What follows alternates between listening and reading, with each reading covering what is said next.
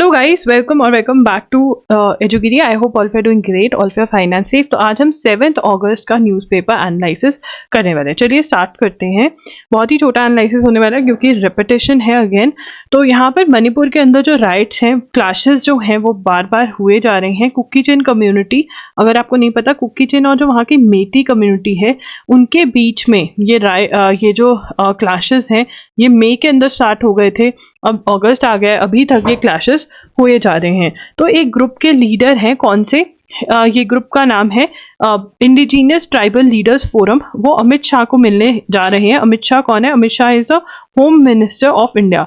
देखते क्या होता है, जो भी डिसीजन लिया जाएगा वो हमारे लिए ज्यादा इंपॉर्टेंट होगा और उसके बारे में हम फिर डिटेल में बात करेंगे, ठीक है। अमृत भारत स्टेशंस क्या हैं? देखिए, अमृत भारत स्टेशंस के बारे में हमने पढ़ा था। अमृत भारत स्टेशंस जो हैं वो अमृत आजादी का अमृत महोत्सव का पार्ट है। फर्स्ट पॉइंट क्या है? पार्ट ऑफ आजादी का अमृत महोत्सव। आजादी का अमृत महोत्सव क्या है? आजादी का Amrit Mahotsav is celebrating 75 years of independence. जो हमारी 75 ईयर्स हो गए हैं इंडिपेंडेंस के, उसको हम सेलिब्रेट करें और उसका पार्ट है अमृत भारत स्टेशन। इसके अंदर क्या करेंगे? Redevelopment of stations, of railway stations, ठीक है ना। बेटर प्लेस बनाएंगे रेलवे स्टेशंस को, ठीक है ना। बहुत सारी फैसिलिटीज उसके अंदर ऐड करेंगे, ठीक है ना। अब इसके अंदर 1300 रेलवे स्टेशंस कवर्ड है। 1300 प्राइम रेलवे स्टेशंस कवर्ड है। प्राइम रेलवे स्टेशंस कवर्ड है। स्टेशंस टू बी रीडेवलप्ड, ठीक है ना। 1300 है। बट फाउंडेशन स्टोन स्टार्ट किससे किया गया? 508 का पीएम लेड फाउंडेशन स्टोन, ठीक है ना। तो ये यहाँ पर वाईफाई फैसिलिटीज होंगी, बेटर बैठने की जगह होगी, वेटिंग रूम्स होंगे। That is what is Amrit Bharat station. Question क्या बन सकता है कि जो अमृत भारत स्टेशंस हैं, ठीक है, वो कौन क्या है, किस स्कीम से रिलेटेड है, किसका रीडेवलपमेंट करेंगे, ऐसा सा क्वेश्चन आ सकता है, राइट। और कितने हैं, एंड ऑल्सो ये जो अमाउंट है ₹24,470 करोड़, ये क्लाट वाले बच्चों के लिए है सिर्फ, ठीक है ना। ₹24,470 करोड़ का जो ये है, ये क्लाट वाले बच्चे नोट कर ले कितना कॉस्ट ऑफ ओवर, ठीक है, इतना कॉस्ट होगा अराउंड अबाउट। चलिए आगे चलेंगे, ज्ञानवप्पी मॉस्क के बारे में बात करेंगे। तो ज्ञानवप्पी मॉस्क की अगर हम स्टोरी सुने, व्हाट इज ज्ञानवप्पी मॉस्क? तो ज्ञानवप्पी मॉस्क क्या है, ये सबसे पहले मैं लिख देती हूँ यहाँ पर। अगर आपने नोट्स नहीं बनाया तो साथ साथ नोट्स बना लीजिए, बनाए हुए हैं तो इसको सुन लीजिए। ज्ञानवप्पी मॉस्क का सबसे पहला पॉइंट ये है कि ये वाराणसी के अंदर है, ठीक है। कहा जाता है कि यहाँ पर मॉस्क से पहले टेम्पल बना हुआ था, तो टेम्पल को रिमूव कर यहाँ पे मॉस्क बनाया गया। अब ये क्वेश्चन है कि क्या सच में ऐसा हुआ है या नहीं हुआ। अब इसको आंसर पाने के लिए साइंटिफिक सर्वे ऑर्डर करा गया। इलाहाबाद हाईकोर्ट ने कहा कि आप साइंटिफिक सर्वे करवाइए और देखिए कि क्या यहाँ पर सच्ची में पहले टेम्पल था और फिर मॉस्क था, ठीक है। अब साइंटिफिक सर्वे कौन कर रहा है? आर्कियोलॉजिकल सर्वे ऑफ इंडिया कर रहा है। तो आपको ये पॉइंट पता होना चाहिए, मैं बहुत बार लिखवा चुकी हूँ, अगर नहीं लिखा है तो आर्कियोलॉजिकल सर्वे ऑफ इंडिया जो है ज्ञानवप्पी मॉस्क के अंदर साइंटिफिक सर्वे कंडक्ट कर रहा है, ठीक है ना। और जो मुस्लिम साइड है, जो मॉस्क है, वो कह रहा है कि देखिए कोई भी अफवाह नहीं फैलवानी है। अफवाहें क्या होती हैं, ठीक है, कि कुछ भी चीजें जो है कि हिंदू र्यूमर्स, ठीक है, द वर्ड इज अफवाह का इज र्यूमर्स, ठीक है, कि र्यूमर्स नहीं फैलाने हैं कि यहाँ पर हिंदू कुछ मिल रहा है या कुछ भी है। बस आप करिए और फिर जो कोर्ट के अंदर जाके बताना है वो बताइए, ये बोल रहे हैं। क्योंकि इससे पहले जब सर्वे हुआ था तो जो सर्वे टीम थी उन्होंने कहा था कि यस वहाँ पे हिंदू रिलीजियस सिंबल्स मिले, तो वो कह रहे हैं कि कोई भी बाहर आके कुछ बताएगा नहीं अभी, ठीक है। A team from department of earth sciences IIT Kanpur also joint ASI team. अब यहाँ पर दो चीजें नोट कर लेते हैं, अगर आपने नहीं करी हैं तो कर लीजिए, ठीक है ना। ज्ञानवप्पी मॉस्क साइंटिफिक सर्वे, ठीक है। इसका सबसे पहला पॉइंट क्या बनेगा कि archaeological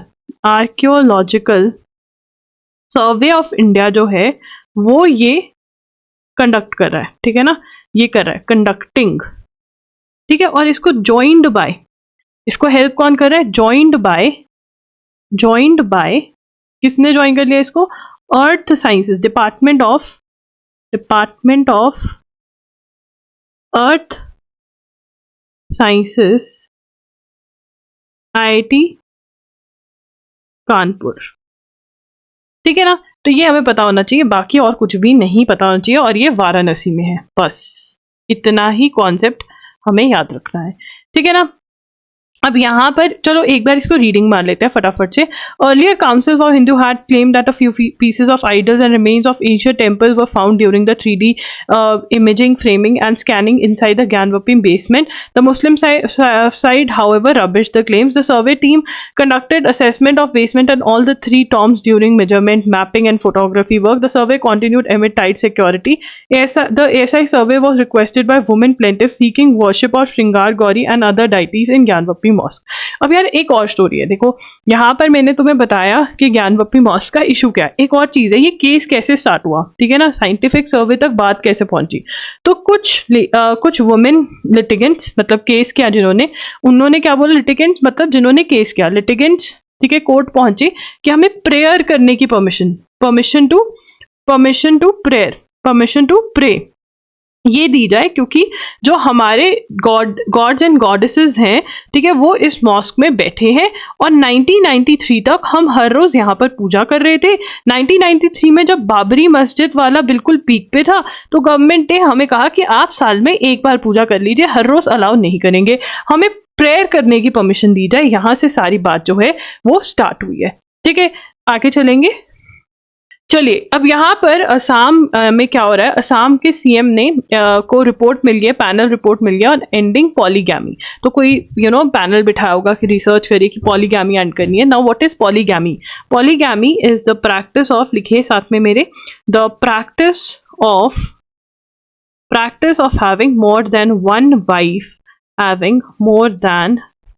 one wife at the same time, that is polygamy, ठीक है ना। अब एंडिंग पॉलीगैमी पे पैनल बिठाया गया, क्या और क्यों, क्या करेगा ये ढूंढेगा। पैनल को क्या काम दिया गया है कि आप ढूंढिए, आप रिसर्च करिए कि क्या लेजिस्लेटिव कॉम्पिटेंस है स्टेट लेजिस्लेचर में टू एंड पॉलीगैमी। क्या स्टेट गवर्नमेंट का, स्टेट लेजिस्लेचर जो है उसके पास पावर है कि वो पॉलीगैमी एंड कर दे। तो यहाँ पर सबसे पहले हम हेडिंग लिखेंगे, Assam CM gets panel report on ending polygamy, ठीक है जी, ऑन एंडिंग पॉलीगैमी। तो यहाँ पे क्या है, टास्क्ड विद, पैनल को क्या टास्क दिया गया, tasked with assessing legislative competency of state legislature to end polygamy। तो बेसिकली क्या क्वेश्चन पूछा गया, is state legislature having the power to end polygamy?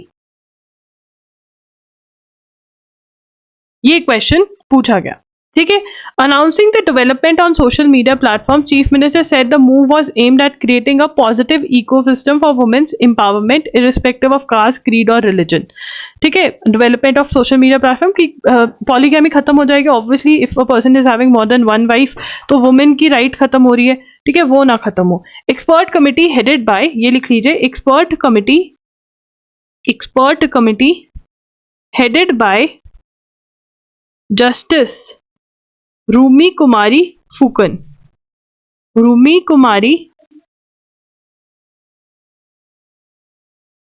Expert committee कौन हेड कर रही है, justice Rumi Kumari Phukan, who is retired, ठीक है ना। तो यहाँ पे क्या गवर्नमेंट पूछ रही है कि क्या हम एंड कर सकते हैं पॉलीगैमी। कौन सी गवर्नमेंट ने पूछा, असम गवर्नमेंट ने पूछा, ठीक है ना, कि क्या हमारे पास पावर है टू एंड पॉलीगैमी, ठीक है। क्यों कर रहे हैं, वुमेन एम्पावरमेंट के लिए कर रहे हैं। Ban on polygamy is component of UCC. तो यूसीसी क्या है, व्हाट इज यूसीसी, यहाँ पे एक और पॉइंटर बना लेते हैं, यूनिफॉर्म सिविल कोड है यूसीसी।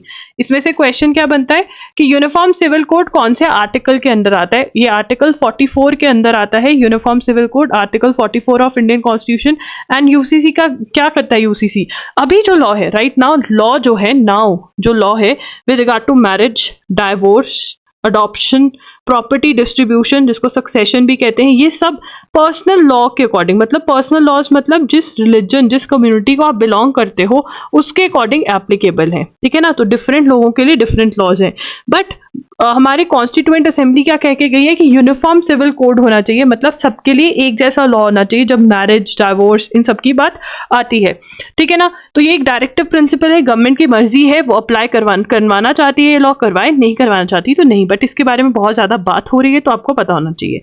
ओके, आगे चलेंगे। Sense of proportion in staying the conviction of Congress leader Rahul Gandhi in case which he was found guilty for defaming। अब देखिए ये हम बार बार इसके बारे में बात कर चुके हैं कि सुप्रीम कोर्ट ने उनकी कन्विक्शन पे स्टे लगा दिया। कन्विक्शन टर्म का मतलब क्या होता है? कन्विक्शन का मतलब होता है proven guilty, because he was proven guilty, in which case defamation वाले केस में ही वॉज प्रूवन गिल्टी और उनको 2 years की सजा दे दी गई थी। और अगर किसी MP MLA को 2 years या 2 years प्लस की सजा हो जाती है तो द पर्सन इज डिसक्वालिफाइड, ठीक है ना, डिस्क्वालिफिकेशन हो जाती है उनकी लोकसभा से, राज्यसभा से या स्टेट लेजिस्लेचर से, ठीक है ना। वो डिस्क्वालिफाइड हो गए थे बट अब उनको वापस रिस्टोर करनी पड़ेगी उनकी मेंबरशिप, किसकी? राहुल गांधी की, ठीक है। The bench headed by justice BR Gavai has noted that absence of, अब इस पे यही बोला गया बेंच ने कि 2 years, दिस वाज डिफेमेशन के केस में 2 years जो है वो मैक्सिमम इम्प्रिजनमेंट है, तो मैक्सिमम इम्प्रिजनमेंट देने वाली कोई बात नहीं थी, ठीक है ना। ये सारी बात करी और ऑर्डर ने बात किया है कि ये तो बहुत ही गलत है, हमें सुप्रीम कोर्ट के पास जाना पड़ रहा है जस्टिस के लिए और कोई कोर्ट तो जस्टिस दे ही नहीं रही है, दिस इज ऑल ओपिनियन। हमें फैक्ट्स पता होने चाहिए कि राहुल गांधी कन्विक्शन हो गई थी डेफेमेशन के केस में। डेफेमेशन मतलब बेइज्जती करी किसकी? मोदी कम्युनिटी की। उन्होंने कहा, क्या कहा था उन्होंने? यहाँ पे लिखा हुआ है, एक मिनट मैं आपको पढ़ा देती हूँ। Why do all these thieves have the Modi surname, ये बोला गया था। तो मोदी कम्युनिटी ने कहा कि भाई तुम मोदियों को कोई बदनाम कर रहे हो। 2019 कर्नाटका के अंदर ये बोला गया था और फिर गुजरात के अंदर केस चला, अब स्टे हो गया है। तो अभी जो अपील फाइल करी हुई है, जो डिसीजन चैलेंज किया हुआ है, जब तक वो डिसाइड नहीं होता तब तक कुछ भी नहीं कह सकते, राइट। अब यहाँ पे the court has obviously seen that the quantum of sentence was the same as the present term that is required to get disqualification, ये भी बोला गया। ये ऑर्डर, ठीक है ना, ऑर्डर का है और हमें इतना पता होना चाहिए जो मैंने आपको बताया है, इतना अगर आपको पता है इसमें से क्वेश्चन बनेगा, इससे और डिटेल में हम नहीं जाएंगे। उसके बाद बात करते हैं चेस की। D. Gukesh is demanding attention yet again. The 17-year-old on Thursday during the ongoing Chess World Championship at Azerbaijan, capital of Baku, replaced Vishwanathan Anand as India's #1 chess player. ठीक है ना, तो ये नोट करने वाली बात है। D. Gukesh, who is just 17 years old, D. Gukesh replaced Vishwanathan Anand as India's #1 chess player in live rating। और ये कब हुआ? at Chess World Cup at Azerbaijan, capital of Baku में हो रहा है, अजरबैजान की, वहां पर ये हुआ, ठीक है। इससे पहले ये कब हुआ है? वो कहते हैं इससे पहले ये हुआ है जब in live rating happened only once, has happened only once before during the last 37 years,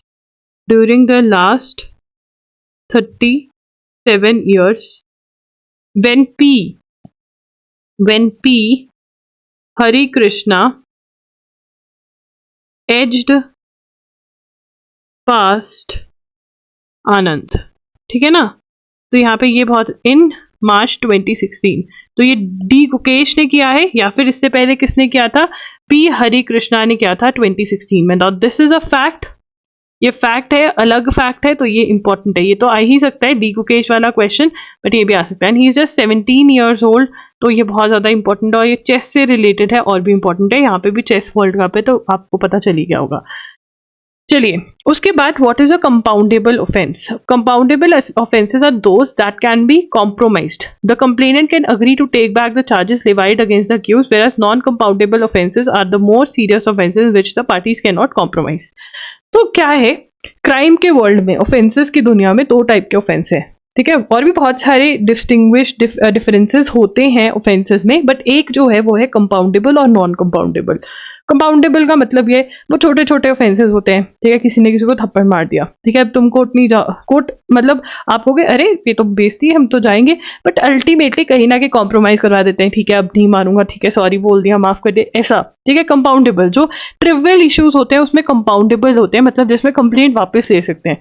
मान लो किसी का मर्डर कर दिया, ठीक है, अब वो कह रहे हैं सॉरी गलती से हो गया, अब वो तो मर गया, ठीक है, और ये तो बहुत ही बड़ा ऑफेंस है, सीरियस ऑफेंस है, इसके अंदर नहीं होगा। किडनैपिंग कर ली, रेप कर दिया, तो there are types of offences. जो सीरियस ऑफेंसेस है उसमें कंप्लेंट वापस नहीं ले सकते, उसके अंदर तो केस चलेगा ही चलेगा, पर जो छोटे छोटे इश्यूज होते हैं उसके अंदर कंप्लेंट वापस ले सकते हैं और केस खत्म कर सकते हैं। अब यहाँ पे हम कंपाउंडेबल की बात या नॉन कंपाउंडेबल की बात क्यों कर रहे हैं, तो यहाँ पे एक विश्वास एक्ट आया है, द कॉन्ट्रोवर्शियल जन विश्वास एक्ट, जन विश्वास एक्ट 2022, ठीक है।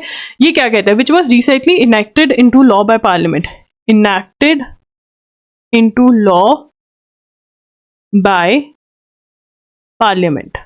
इसका मतलब क्या है कि ये लॉ बन गया है, दिस इज अ लॉ, ठीक है। Has been touted by the government as a landmark piece of legislation, मतलब ये कहते हैं कि बहुत ही अच्छी लॉ है ये क्या, इसका एम क्या है, एम है improving ease of doing business, ease of doing business in India, ठीक है ना, by decriminalizing, ये मैं समझाती हूँ अभी, आप लिख लीजिए, decriminalizing और making compoundable offenses across 42 legislations। क्या कह रहे हैं इसके अंदर कि जन विश्वास एक्ट आया, जन विश्वास एक्ट क्या लेकर आया, पार्लियामेंट ने इसको लॉ बना दिया, इसके अंदर ईज ऑफ डूइंग बिजनेस, कि ज्यादा से ज्यादा कंपनी जो है इंडिया में बिजनेस कर सकें, उनको इधर उधर जाना ना पड़े ऑफिस में परमिशन लेने के लिए, या फिर जिसके थ्रू बिजनेस इजी हो जाए वो हम स्टेप्स लें, ताकि कोई भी कंपनी जो है, कोई भी इंडिविजुअल, कोई भी ऑर्गेनाइजेशन अगर कोई बिजनेस स्टार्ट करना चाहती है तो वो इंडिया में स्टार्ट करे और वो रुके नहीं स्टार्ट करने से, ठीक है। अब यहाँ से क्या किया इन्होंने, डीक्रिमिनलाइजिंग, मतलब जो क्रिमिनल ऑफेंस था उसको क्रिमिनल ऑफेंस नहीं रहा, उसमें अब क्या कर दिया कि अच्छा इतने पैसे भरो खत्म, ठीक है। कंपाउंडेबल ऑफेंस वही कि कंप्लेंट वापस ले सकते हैं, ठीक है। अब आगे चलेंगे, it has transfer the power to impose these monetary penalties, ठीक है ना, मॉनेटरी, ठीक है। Criminal offences replaced by penalties, ठीक है, पैसे दो और छुट्टी। अब यहाँ पे क्या है, पावर टू इम्पोज, कौन डिसाइड करेगा कितना पैसा पेनल्टी लगानी है या नहीं देनी, लगानी, इम्पोज पेनल्टीज, मॉनेटरी मतलब पैसे इन्वॉल्व है, monetary penalties transferred from judiciary to bureaucracy. अब पहले कौन डिसाइड करता था कि भैया सजा होगी, सब होगा, जुडिशरी। इन लॉज, कुछ लॉज के अंदर क्या किया, जुडिशरी के बजाय, आपको जज के पास जाने के बजाय आप ब्यूरोक्रेसी मतलब जो गवर्नमेंट ऑफिशियल्स हैं वो डिसाइड करेंगे। ये क्यों किया गया, स्पीडी प्रोसेस करने के लिए, क्योंकि जितनी भी बाहर से कंपनीज इंडिया में आती है वो ये कहती है बहुत ही स्लो है आपका जुडिशियल सिस्टम, ठीक है ना, डिसीजन ही नहीं आता है। तो एक तो साइड ये है कि इसलिए क्या है, अगेंस्ट में वो कह रहे हैं कि नहीं जी, जुडिशरी जो है उसको पता है क्या नहीं, लॉ तो जुडिशरी को ही पता होगा, इंटरप्रेट जुडिशरी सही ढंग से कर सकती है। तो ये दो आर्ग्यूमेंट है, हमें पता होना चाहिए कि ऐसा हो गया कि जुडिशरी से उठाकर कितनी पेनल्टी लगानी है वो ब्यूरोक्रेसी को ये पावर दे दी है। जैसे कि 1986 air prevention and control of pollution act है, ठीक है, उसके अंदर जो है certain offences with penalties, replace imprisonment with certain for certain offences, imprisonment की जगह फाइन भर दीजिए, खत्म। तो ये कर दिया इन्होंने। The larger question is whether giving the bureaucracy rather than the courts of power is not, तो यही क्वेश्चन है कि ये क्या सही किया है या गलत किया है, वो अदर डिस्कस करें, हमें उससे कुछ लेना देना नहीं है, हमें ये पता होना चाहिए। और एक और पॉइंट जो आप लोग नोट कर लीजिए वो क्या है कि air prevention and control of pollution act जो है वो 1981 का है, ठीक है ना, और इन्वायरमेंट प्रोटेक्शन एक्ट 1986 का। ये बहुत ही कॉमन क्वेश्चन है हर एग्जाम के अंदर, ठीक है, तो ये आपको पता होना चाहिए, ये आप थोड़ा सा नोट कर लीजिए, ठीक है। चलिए आगे चलेंगे। Is India sugar surplus leading to a crisis? India जो है शुगर की प्रोडक्शन बढ़ गई है इंडिया के अंदर, तो India became the world's top sugar producer in 2021-2022। सबसे ज्यादा शुगर हम प्रोड्यूस कर रहे हैं। अब ये फैक्ट है अपने आप में, तो क्वेश्चन बन सकता है किसको टेक ओवर किया? टुक ओवर ब्राजील, ठीक है ना, ब्राजील से टेक ओवर किया। रिकॉर्ड कितने का रिकॉर्ड हमने किया? रिकॉर्ड ऑफ 395 लाख टन, इतनी हमने प्रोडक्शन करी, ठीक है ना। Now we are the top sugar producer in the world, India. Over cultivation of sugar has caused the sugar surplus, high imports. अब ओवर प्रॉब्लम्स, शुगर सरप्लस मतलब बहुत ज्यादा हो गया भाई शुगर ही शुगर, ठीक है। तो क्या हो गया? हाई एक्सपोर्ट्स का मतलब कि बाहर हम देशों को भेज रहे हैं, चलो ये तो बेनिफिट ही है, पैसा ही आ रहा है हमें, ठीक है। इम्पैक्टिंग ग्राउंड वाटर मतलब इसके अंदर पानी बहुत ज्यादा लगता है, जिसकी वजह से ग्राउंड वाटर जो है वो कम हो रहा है, ठीक है ना। अब यहाँ पे ग्राउंड वाटर ओवर यूज हो रहा है, इम्पैक्टिंग ग्राउंड वाटर, तो ग्राउंड वाटर ओवर यूज हो रहा है, basically over use of ground water हो रहा है, विच इज नॉट राइट। पानी बहुत ज्यादा ले रही है ये। In fact Brazil, Australia and Guatemala filed a complaint with WTO against India for violating international trade rules by offering excessive export subsidies. अब ये जो हमारा थर्ड पॉइंट बनेगा, ये अलग से ही पॉइंट बना देते हैं इसके अंदर, ठीक है। ब्राजील, ऑस्ट्रेलिया एंड ग्वाटेमाला, ठीक है, Guatemala filed complaint in WTO, that is world trade organization, against India. किस चीज के लिए भाई? क्या किया हमने?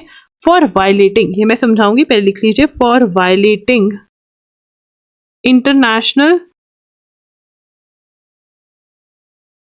trade rules by offering excessive export subsidies। क्या है सब्सिडीज का मतलब? हेल्प, फार्मर्स को बहुत ज्यादा हेल्प कर रहे हैं, मे बी पानी जो, आई डोंट नो कौन सी सब्सिडीज है, सब्सिडीज की एग्जांपल दे रही हूँ। फॉर एग्जांपल पानी सस्ते में दे रहे हैं, फ्री में दे रहे हैं, इलेक्ट्रिसिटी फ्री में दे रहे हैं, दीज आर ऑल सब्सिडीज, ठीक है ना। तो वो कह रहे हैं कि बहुत ज्यादा एक्सेसिव सपोर्ट दे रहे हैं, तो WTO कहती है कि ज्यादा सपोर्ट नहीं देना है फार्मर्स को, क्योंकि आप वर्ल्ड मार्केट की जो एग्रीकल्चर की मार्केट है उसको आप हिला देते हो, बिकॉज उनको बाकी वर्ल्ड में फार्मर्स को वो सपोर्ट नहीं मिल रहा है जो इंडिया वालों को मिल रहा है, राइट। तो इसलिए वो गए हैं, ठीक है, domestic support to farmers to outcompete other countries in the global market. क्यों कर रहे हैं ये? टू आउट कम्पीट, ठीक है, excessive subsidies and domestic support to farmers to outcompete other countries in global sugar market, ठीक है ना। इसके ऊपर केस हो रखा है, डिसीजन भी आया था, ठीक है। अभी अपील जो है वो होगी, तो हमें ये पता होना चाहिए किस किसने केस फाइल किया है। बैग के नाम से याद कर लो, ब्राजील, ऑस्ट्रेलिया, ग्वाटेमाला। उसके बाद to deal with sugar surplus the Indian government consider diverting it to ethanol, ठीक है। अब ये थर्ड पॉइंट हम बीच में पढ़ रहे हैं, जिसके अंदर हम पढ़ेंगे इथेनॉल के बारे में। व्हाट इज इथेनॉल, ठीक है, थर्ड पॉइंट हम पढ़ रहे हैं इथेनॉल, ठीक है। What is ethanol? Now ethanol to deal with sugar surplus, India ने इथेनॉल के बारे में बात करी, which is an organic compound made by fermenting sugarcane molasses और शुगर, ठीक है। क्या है? It is an organic compound. क्या है? ऑर्गेनिक कंपाउंड है, ठीक है, जिसको कैसे बनाया जाता है? Made by fermenting sugarcane, molasses और शुगर, फर्मेंट करते हैं उसको, ठीक है ना, और ये बनाया जाता है इथेनॉल। किसके लिए यूज किया जाता है? अल्कोहलिक बेवरेज, ठीक है, यूजेस क्या इथेनॉल के, अल्कोहलिक बेवरेज बनता है, अल्कोहलिक बेवरेज बनता है पीने के लिए, ठीक है, और यहाँ पे केमिकल्स, कॉस्मेटिक इंडस्ट्रीज में यूज होता है, ट्रांसपोर्ट सेक्टर में यूज होने लग गया इसका, किसमें, ट्रांसपोर्ट सेक्टर में इथेनॉल का यूज हो रहा है। क्या करते हैं इसको, इथेनॉल को पेट्रोल के साथ मिला देते हैं, मिलावट, ठीक है। अब उससे क्या होता है, हमारे कंट्री में पेट्रोल नहीं है, हमें तो दूसरी कंट्री से खरीदना पड़ता है, हमें तो पैसे देने पड़ते हैं दूसरी कंट्री को बहुत सारा, बट अगर हमारे यहाँ पे प्रोडक्शन होने लग जाए, जो हम पेट्रोल में मिलावट करने लग जाए, तो हमारे पैसे बचते हैं। तो हमने क्या स्टार्ट कर दिया, government launch EBP programme in 2003, ठीक है ना, government launched EBP, that is ethanol blended petrol programme in 2003, ठीक है ना, और हम मिलावट कर रहे हैं। It started with a modest goal of achieving a blending rate of 5%, but the target set for 2025 is 20%। हमने अपना टारगेट पहले अचीव कर लिया है। India achieved a blending rate of 10% months ahead of, we have achieved 10% blending target, ठीक है, 10% तो मिलावटी पेट्रोल हमने यूज करना स्टार्ट कर दिया है। अब हमारा टारगेट क्या है, set for 2025, target set for 2025 के 20% की मिलावट हमें स्टार्ट करनी है। इथेनॉल शुगर से बनता है, ठीक है ना, तो ये वाली हमारी सारी शुगर का जो नोट्स हैं वो बन गए। उसके बाद why did Meta block Canada's access to news report. Meta कौन है, जिसका फेसबुक है, ठीक है, मार्क जुकरबर्ग, इंस्टा है, जिसका व्हाट्सएप है, ठीक है ना, ये सारा इनका है। अब क्या किया इन्होंने, on August 1st Meta announce that it will block users in Canada, ठीक है, Meta announced it will block users in Canada from posting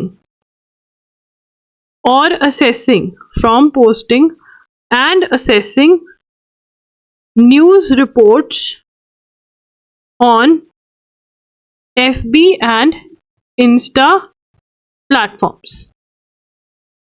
ठीक है ना।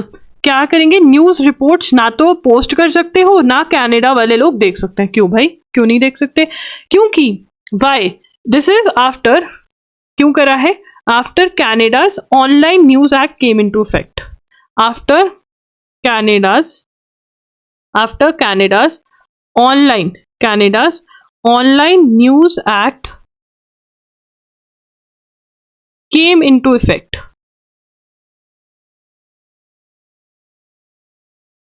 ठीक है। अब यहां पर ये क्या एक्ट है, क्यों करा है, तो देखिए पहले हम एक बार नोट कर ले, फिर उसके बाद मैं आपको समझाती हूँ। Large digital players should pay, ठीक है ना, इस लॉ ने क्या किया है, that large digital players like Meta, Google should pay news publishers for content that is made available on their platforms. अब देखिए क्या कहा जाता है कि जो गूगल है, जिसका यूट्यूब है, जो वेबसाइट्स पे एड देता है, ठीक है ना, वो अब जो न्यूज वाले हैं वो न्यूज पोस्ट करते हैं अपनी वेबसाइट पे या फिर कहीं और अपने फेसबुक पेज पे, उसकी कमाई कौन खा रहा है, who is earning money through it, maximum money is being earned bye Facebook और बाय गूगल, ठीक है। तो इसकी वजह से जो न्यूज एजेंसीज है वो बंद हो रही है, वो लॉस में जा रही है। तो कनाडा ऑनलाइन न्यूज एक्ट लेकर आया, जिस एक्ट में कहा कि आपको should pay news publishers for content made available on their platforms, कि आप अच्छा खासा पैसा जो है वो पे करिए, क्योंकि उस कंटेंट की वजह से ही आप पैसा कमा रहे हैं। बात तो सही है, बट यहाँ पर फेसबुक कहता है कि हम तो अलाउ ही नहीं करेंगे तुम्हें, ना पोस्ट करने से, ना असेस करने से न्यूज इंस्टाग्राम और फेसबुक से। ये कब पहले भी कर चुका है, यस, ऑस्ट्रेलिया में किया इन्होंने। पढ़ते हैं, in the words of Canadian government itself requires that make news available have strategic marketing dominance, bargain Fairlie and good faith with Canadian news businesses for the use of their news content. क्या कह रहे हैं, bargain to पे Fairlie, ठीक है ना, वो क्या कह रहे हैं, बार्गेन टू पे फेयरली, ठीक है ना, कि आप एक good amount you should pay ठीक है ना। अब यहाँ पे process will be overseen by bargaining process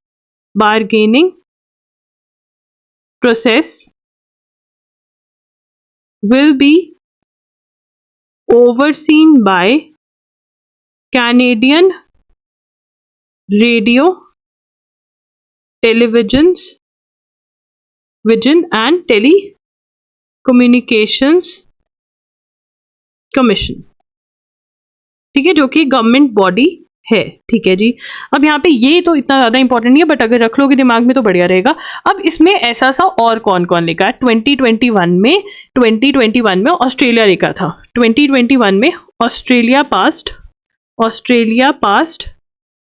Australia past news media and digital platforms mandatory bargaining code. ठीक है ना। तो यहां पर ऑस्ट्रेलिया ने क्या पास किया? ऑस्ट्रेलिया ने news media and digital platform mandatory bargaining code. इसके अंदर भी कहा गया कि आप बार्गेनिंग करिए। ठीक है ना। इसके अंदर भी कहा गया कि आप बार्गेनिंग करिए, हमारे जो बड़े मीडिया हाउसेस हैं उनको आपको अच्छा अमाउंट पे करना पड़ेगा। ठीक है ना। तो इसके अंदर आगे चलेंगे। अब यूरोप में भी ये लॉ है already. In the last decade advanced economy saw a decline in a problem. Why such laws? क्यों लेकर आ रहे हैं ऐसे लॉज? क्यों लेकर आ रहे हैं?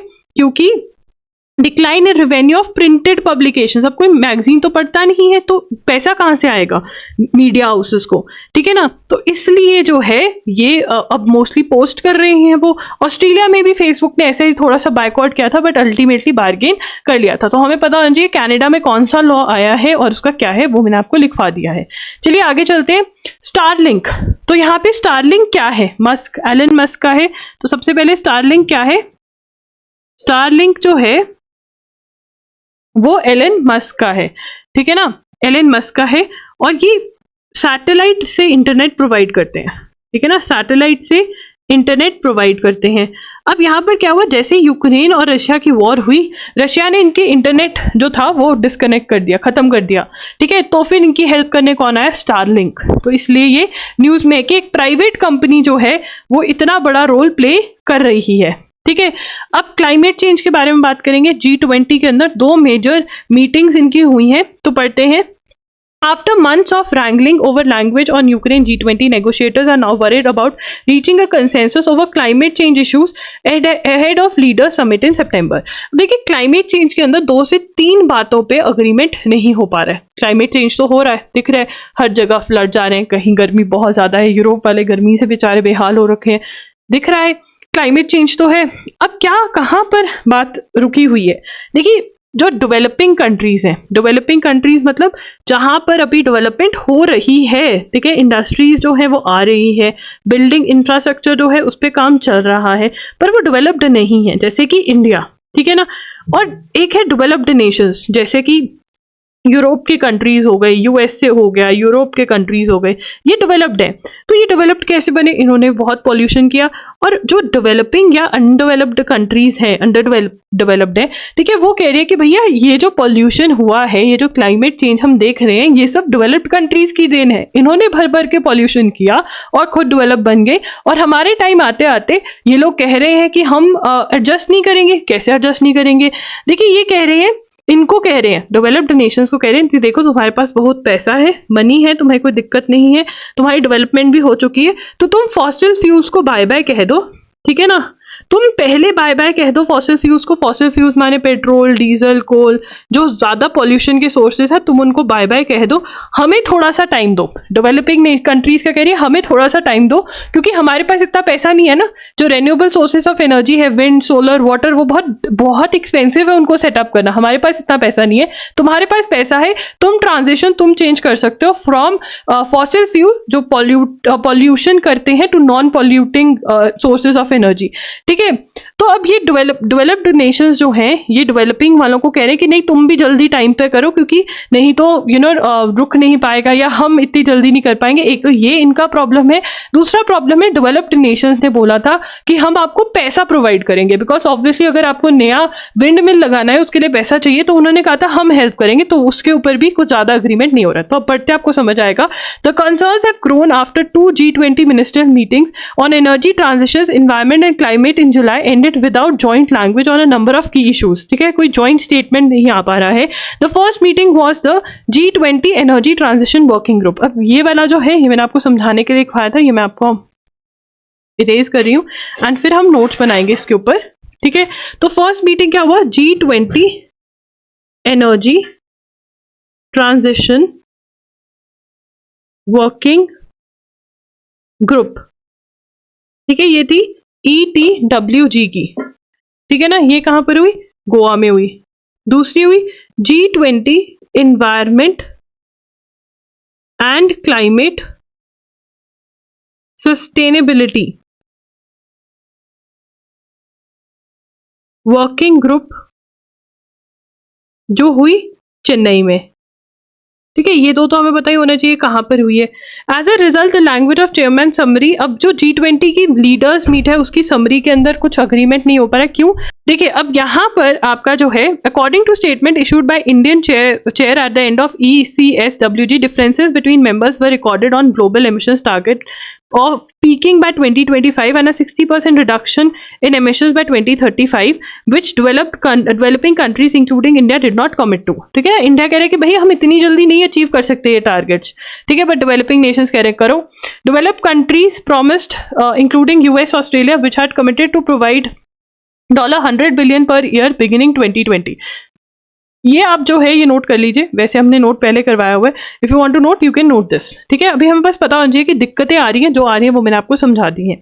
प्रेसिडेंट जो हमारी हैं Draupadi Murmu on Sunday unveiled a portrait of late nationalist Tamil poet journalist Subramaniam Bharati at the Raj Bhavan in Tamil Nadu। ठीक है, तो यहाँ पे लिख लेते हैं ये, तो ये क्वेश्चन आ सकता है कि ये कौन है। President unveiled portrait of late nationalist Tamil poet journalist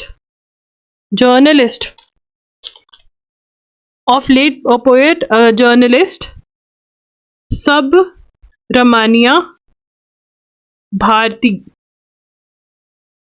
at Raj Bhavan, Chennai. ठीक है, सबसे पहली बात अब यहां पे और क्या है, also renamed the Darbar hall as Bharathiyar Mandapam. ठीक है, जिसमें इंपॉर्टेंट मीटिंग्स होती हैं यूजुअली वे पब्लिक फंक्शंस आर होस्टेड। अब questions functions are hosted. Question क्या बन सकता है यहाँ पे, क्वेश्चन ये बन सकता है कि भैया जो सुब्रमण्या भारती हैं वो क्या है, किस स्टेट से रिलेटेड है, क्या पोएट और जर्नलिस्ट रह चुके हैं। This is a very very important question जो हमसे पूछ सकते हैं। ठीक है जी, बहुत कम चांसेस है कि नाम चेंज का पूछेंगे कि भवन का नाम क्या रखा, बट ये जरूरी है। अब देखिए FATF क्या है। ठीक है, इसके मोस्ट प्रोबेबली हमसे ये फुल फॉर्म पूछ सकते हैं। फाइनेंशियल एक्शन टास्क फोर्स है। ठीक है ना, जो वर्ल्ड लेवल पे काम करिए किस चीज के लिए, कि मनी लॉन्ड्रिंग ना हो, इलीगल तरीके से पैसा ना कमाया जाए, टेरर फाइनेंसिंग ना हो, क्या ना हो, मनी लॉन्ड्रिंग नहीं होनी चाहिए और टेरर फाइनेंसिंग नहीं होनी चाहिए। What is money laundering? Money laundering is आप इलीगल तरीके से पैसा कमा रहे हो। टेरर फाइनेंसिंग इज आप टेररिस्ट बॉम्ब ब्लास्ट होने के पैसे दे रहे हो। ठीक है, टेररिस्ट ग्रुप को पैसे दे रहे हो कि लो मिसाइल लो, बॉम्ब लो, ये रोकना बहुत ही जरूरी है। वो कौन करिए, फाइनेंशियल एक्शन टास्क फोर्स। ठीक है, is looking to revise its current recommendations aimed at safeguarding non profit organisations from being abused for terrorist financing to ensure that they do not hurt these organisations. तो ऐसा law लेकर आ रहे हैं कि जो NGOs को बाहर से फंडिंग आती है वो इस शक के अंदर कि टेरर फाइनेंसिंग तो नहीं हो रही है, उनको वो फंडिंग नहीं मिल पा रही है, वो सेफ्टी क्रिएट करना चाहते हैं। जब कर देंगे तब पता चलेगा। FATF की फुल फॉर्म लिख लेना नोट्स के अंदर, ठीक है। तो कूनो नेशनल पार्क के अंदर जो कि मध्य प्रदेश में है, क्या आया हुआ है, क्या लेकर आए, चीता लेकर आए। कहाँ से लेकर आए, साउथ अफ्रीका से, नमीबिया से लेकर आए हैं, और वो मर रहे हैं। तो उनके ऊपर डिस्कशन हो रही है, क्या करना चाहिए, कहीं और लेकर जाना चाहिए, कैसे करना चाहिए, वो हो रहा है। आपको पता चाहिए कूनो नेशनल पार्क जो मध्य प्रदेश में है, वहां पर अफ्रीका से चीता लेकर आए। This is one thing that you should know. अगर आपके नोट्स में नहीं है, इसको नोट कर लीजिए, ठीक है। उसके बाद एलेक्स एस्पारगारो जो है वो ब्रिटिश मोटो GP जीत चुके हैं। तो ये लिख लेते हैं। जो ऊपर वाली न्यूज़ है वो इंपॉर्टेंट नहीं लग रही है मुझे, ठीक है ना, तो इसलिए मैंने आपकी मिस आउट करवा दी है। एस्पारगारो ब्रिटिश मोटो GP जीत गए, ठीक है। So this is what you need to note. In case you want to read this news, you can, and also visit our websites. Links are in the description box. If you want to buy anything, you can visit the website. That's it. Signing off. I'll see you super soon. Bye bye. Take care.